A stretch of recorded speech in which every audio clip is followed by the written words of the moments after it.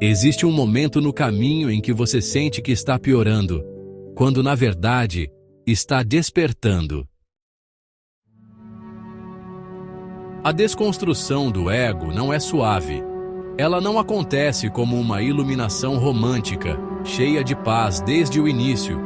Ela se parece mais com um desmoronamento interno. Aquilo que você chamava de eu começa a falhar. Reações que antes eram automáticas passam a ser questionadas. Certezas começam a se dissolver. Papéis que você desempenhava já não fazem mais sentido. E isso gera caos. Um caos real. Você pode se sentir mais irritado, mais sensível, mais instável. Pequenas coisas parecem provocar grandes reações. Emoções vêm com intensidade. Pensamentos se tornam confusos. Às vezes surge uma raiva sem motivo claro, uma tristeza profunda, ou até um vazio difícil de explicar. Isso acontece porque o ego está sendo exposto. Antes, ele operava no automático. Agora, ele está sendo visto. E tudo aquilo que é visto começa a perder força. Mas, nesse processo, ele também reage. O ego não quer desaparecer. Ele quer sobreviver. Então ele luta. Ele cria justificativas, cria conflitos, projeta culpa nos outros, tenta manter antigas narrativas. Ele pode até usar a espiritualidade para se manter vivo, criando a ideia de que você está evoluído, especial ou diferente. Ou, no extremo oposto, pode te jogar em autocrítica, culpa e sensação de fracasso.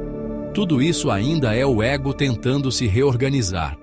E é por isso que o processo parece tão turbulento. Você está, ao mesmo tempo, deixando de ser quem era, e ainda não reconhece o que é. Isso cria uma sensação de fragmentação, como se existissem várias partes dentro de você puxando para direções diferentes. Uma parte quer paz, outra quer reagir, uma parte observa, outra se perde. Esse conflito interno é o próprio campo de batalha da consciência. Mas aqui está o ponto essencial.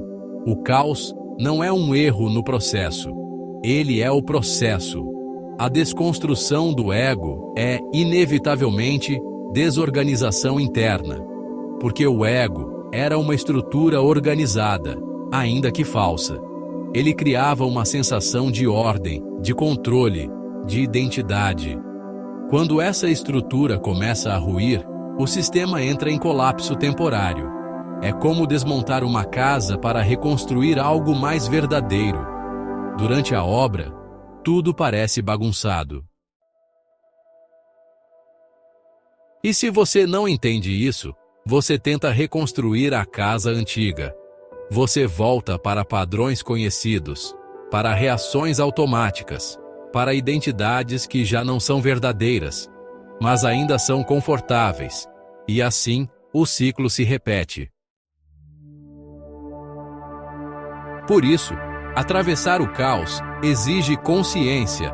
Não é sobre controlar o que você sente, é sobre observar sem se identificar. Quando a raiva surgir, observe. Quando a angústia vier, observe. Quando o vazio aparecer, observe. Sem tentar corrigir imediatamente, sem tentar fugir. A observação é o fogo que dissolve o ego. E quanto mais você observa, mais começa a perceber algo surpreendente.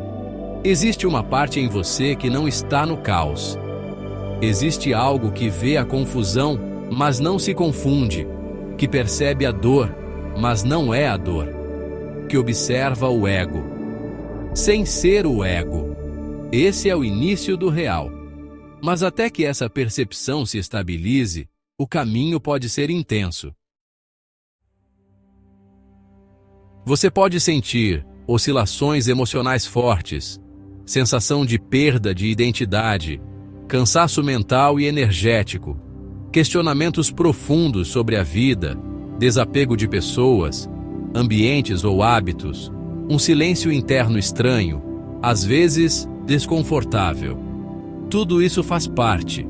Não significa que você está regredindo. Significa que você está desmontando o que nunca foi você. E há algo ainda mais importante de entender. O ego não cai de uma vez. Ele se desfaz em camadas. Cada camada revelada pode trazer um novo nível de desconforto e também de liberdade. Por isso, o processo pode parecer longo e, às vezes, até contraditório. Dias de clareza profunda podem ser seguidos por dias de confusão intensa. Isso é natural. É como se você estivesse aprendendo a viver sem uma armadura que usou a vida inteira. No começo, tudo parece vulnerável demais. Mas, com o tempo, você percebe que a armadura também era uma prisão. E então, pouco a pouco, o caos começa a se organizar.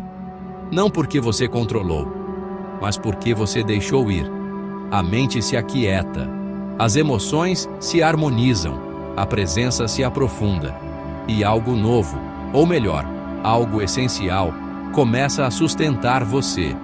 Não mais o ego, mas o ser. E você entende finalmente que o caos não era o fim, era o portal.